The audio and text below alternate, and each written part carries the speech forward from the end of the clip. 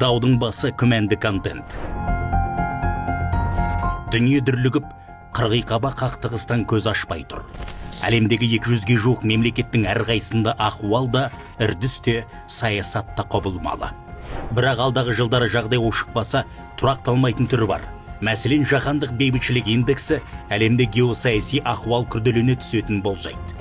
Тыныштығы бұзылған елдердің тізімін Йемен, Судан, Ауғанстан бастап тұр.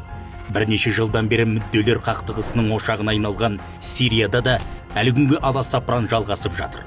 Экономикасы құлдырап, ел тозып, еңбекке қабілетті жастар босып кетті. Қанды қырғынның салдарын жою үшін қыруар қаржы ұзақ уақыт қажет.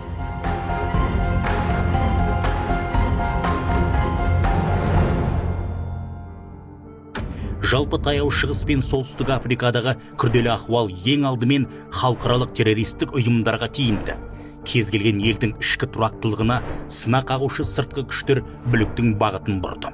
Соңғы жылдары мүдделер қақтығысының құралы дін, ал Даиш халықаралық террористік ұйымы осы үдерістің ең сорақы көрінісі. Жергілікті жұртты үрей арқылы билеп, үстемдік құруға талпынды. Жазықсыз жандарды жазалап, тарихи нысандарды қиратты. Бейбіт елде сойқан салған Даиш атын өзгертіп, ертең басқа жерді бүлдіру де ғажап емес. Көптеген білімсіз жастар мұндай шатақ идеологиялардың құрығына интернет арқылы әлігіп қалып жүрген жақсы білеміз. Қазір жатағым көсемдері құрбандығын көшеден емес, желден іздейді. Ал оның алдын алатын жол қоғамның күш біріктіру арқылы имани иммунитетін қалыптастыруы. Ол үшін әлеуметтік желдегі қауіпті контентті бөлісіп, таратпау керек.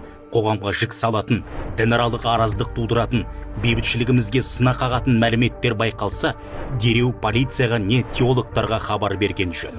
Әр қарай оны мамандар саралап, бұғаттайтын болады. Сол арқылы руханиятқа қастандық жасайтындардың көмейіне құм құйылмақ.